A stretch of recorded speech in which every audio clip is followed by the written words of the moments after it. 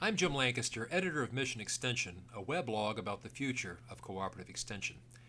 Back in the day, when the web was still in its infancy, when it was graphically challenged and defined almost exclusively by hyperlinks and printed text, I had the great fortune of surfing onto the web pages of one of the great cyberspace visionaries of the time. Jim, an amateur scholar and attorney who lived and worked in Brooklyn, had a passion for a field of study that also interested me at the time. Mind you, this was a time when the web moved at a snail's pace. Facebook was the mere twinkle in the eye of an obscenely young Mark Zuckerberg, and the sight of an embedded graphic in a sea of dense text was the cybernetic equivalent of spotting a humpback whale. Yet with the internet tools available to him at the time, Jim pulled off a miracle. Using the cybernetic equivalent of a quill and an inkwell, he constructed a model byway in this emerging information highway. Looking back, I'm not surprised. Jim was a wordsmith of the first order at a time in the web's development when brevity meant everything. His website was made up almost exclusively of self-published, carefully reasoned, thought-provoking facts and essays. Monuments to brevity, they were also written in a style that didn't fly over the heads of novices like me. Jim had mastered the science of stickiness. He wrote in a way that was not only accessible, but that also stuck in his readers' heads. Jim also assembled one of the most comprehensive resource lists I'd ever encountered. Hundreds of books and magazine titles. Some he had posted himself, others had been provided by members of his Usenet discussion group.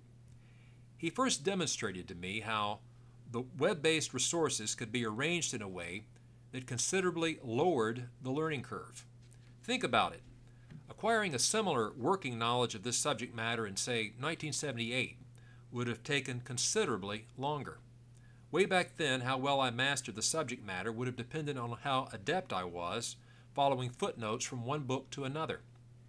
Jim solved this by anticipating a skill that is now widely valued in this Web 2.0 world.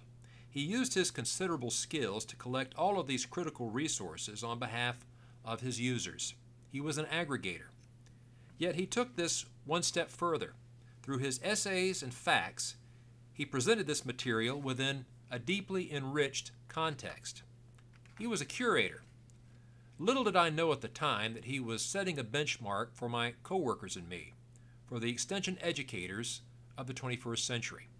He demonstrated the power, the awesome power of aggregation and curation. He had developed ways to provide unique perspectives on existing forms of knowledge. There's a lesson here to extension professionals as we undertake our transformation into new model educators. By adding new perspectives to knowledge, we refine it.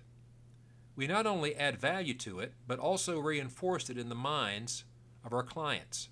Moreover, by curating knowledge, by presenting it in more enriched contexts, we increase the likelihood that some facet of this knowledge will be adapted to some wider, possibly even some entirely new use. In the process, we enhance the likelihood of innovation, which in the final analysis is what all of this is about. That's the lesson Jim taught me almost a generation ago, the enormous power of aggregation and curation. Extension educators of the future will be valued for the role we serve as aggregators and curators, providing large amounts of existing knowledge within enriched contexts. I'm Jim Langcuster, editor of Mission Extension. Thanks for watching.